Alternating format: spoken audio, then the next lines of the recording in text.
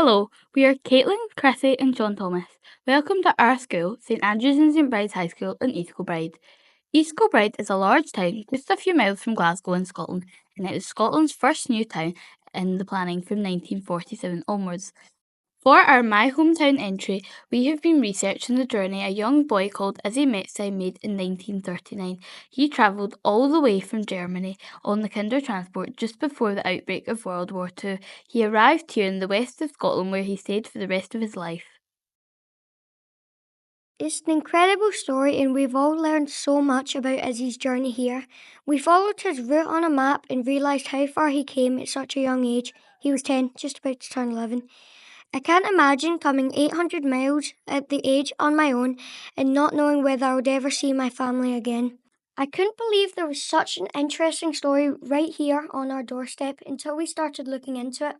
Isi Metzstein grew up in Scotland in Glasgow, and when he became an architect, one of the buildings he helped design was our church, St Bride's.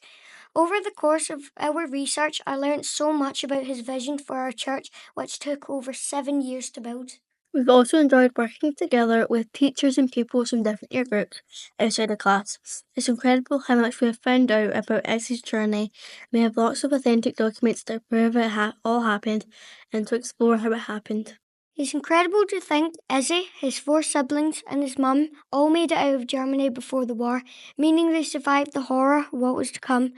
This surely wouldn't have been the case had any of them stayed. It's so powerful to think that. If Izzy hadn't come to Scotland via the Kindertransport, St Bride's Church, built in the late 50s and opened in 1964, would not be the same church. The design of it would have been completely different. I just can't get over that.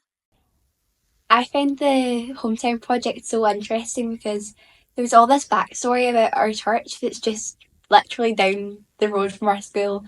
I had no clue about, and I don't think many people did. We had all of this information and photos. We found all of this quite recently. We even had a whole book on architecture, and we have a photo of him in this book. We had no idea any of it was here. Through Izzy's story, I learned that not all Jewish people who left Germany or other parts of Europe, which were occupied during the war, were religious. When I thought about that some more, I realised we can sometimes think that all Jewish people living during the Holocaust and were being persecuted were deeply religious. I used to think that the final solution was about religion, but it wasn't. It was about wiping out a race of people. I also learned that you can't see a group of people as all the same and that everyone within it as an individual with their own thoughts, feelings, beliefs and journey. Whilst we focused on Izzy's early life in the film, we researched the maid. He lived a long and happy life in Scotland with his wife and children. His legacy lives on through them and of course through the amazing buildings he helped design like our church. Throughout this project, I think what really struck me is the desire in people like Izzy to keep on going and to start again and build a new life. That takes real bravery and resilience.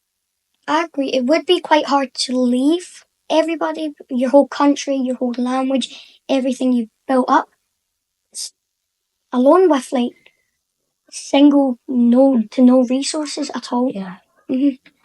So leaving that behind would be quite hard to communicate in a new language, learn Yes, it, of course. even try build up what you've already earned. But he did build up somehow, and he's built it from something. Yeah, and it's incredible that we've learned all this. Through that, I've gained a whole new understanding of the Kindertransport and just how many children it managed to move across all of Europe to escape the Nazis. And this message is really important and poignant today in a world where anti-Semitism is still everywhere.